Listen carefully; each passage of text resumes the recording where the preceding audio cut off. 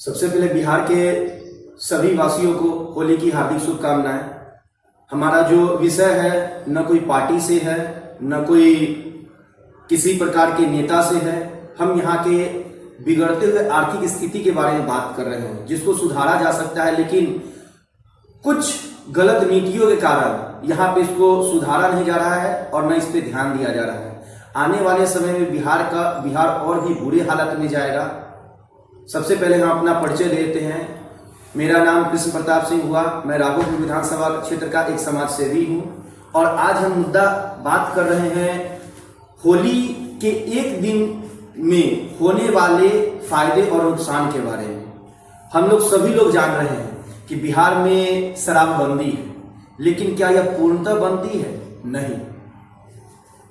अगर इस पे सोचा जाए तो ये बजट पास हुआ है उस दिन का ये रिकॉर्ड है, जिसमें सभी मंत्री अपने अपने तरीके से बोले कि बजट कुछ नया नहीं आया, एवरेज ही आया। कुछ बोले कि नहीं बजट बहुत सारा अच्छा है, सब कुछ अच्छा है, सब अच्छा बोले, हम भी अच्छा बोल रहे हैं। लेकिन सिर्फ एक इस चीज पे नजर डालिए कि राज्य पर कर्ज का बोझ 2020 और 21 में, इसको जूम करके देख लिया जाए, 2020 और 21 में कर्ज का बोझ कम था, लेकिन आज 2025 और 26 का जब बजट पास हुआ है उस समय बिहार का कर्ज देखिए बढ़ा है। लगभग 1.25 लाख से 1,35 करोड़ रुपया बिहार पे कर्ज का बोझ और बढ़ गया है, जिसको जहां तक उम्मीद है कि इसको कहीं ना कहीं टैक्स देके ही इसको कम किया जा सकता है।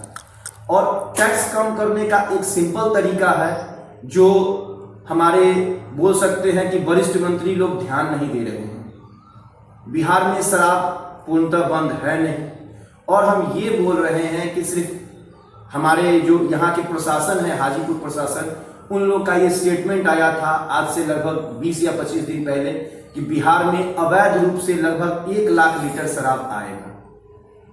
तो हम बस ये बोलना चाहते हैं कि मिनिमम कम से कम इसी तरीके से एवरेज निकाला जाए। जितने बिहार में छोटे छोटे शहर हैं और छोटे छोटे जिला हैं, इन सबों को ऐड करके बिहार का अभी तक का बोल सकते हैं कि वोटरों का अनुपात लगभग 18 करोड़ है।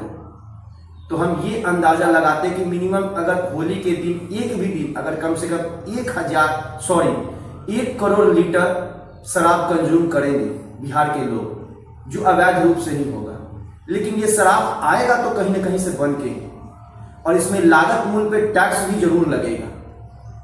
तो एक सस्ता शराब जो है जिसका मैन्युफैक्चरिंग कॉस्ट जाता है मिनिमम 300 रुपया, और कुछ ऐसे शराब है जिनका मैन्युफैक्चरिंग कॉस्ट जाता है लगभग 900 से 1000 रुपया।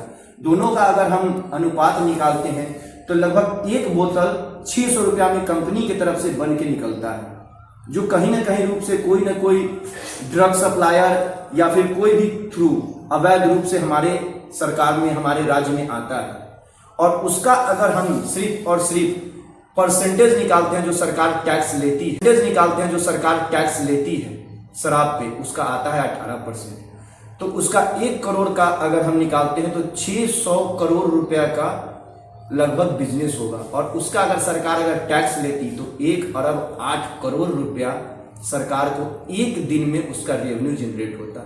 तो इससे होने वाले फायदे से हम लोग के बिहार वासियों के सर पे, जो हर व्यक्ति पे कम से कम 19,000 रुपए का कर्ज आता है, वो कम होता। तो इस पे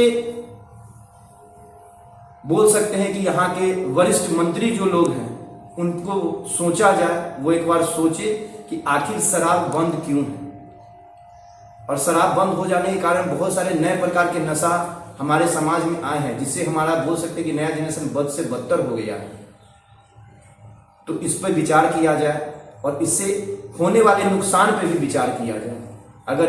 अगर रेवेन्यू अगर आता तो आज बिहार और सुदृढ़ रहता। धन्यवाद। बहुत बहुत होली की शुभकामनाएं।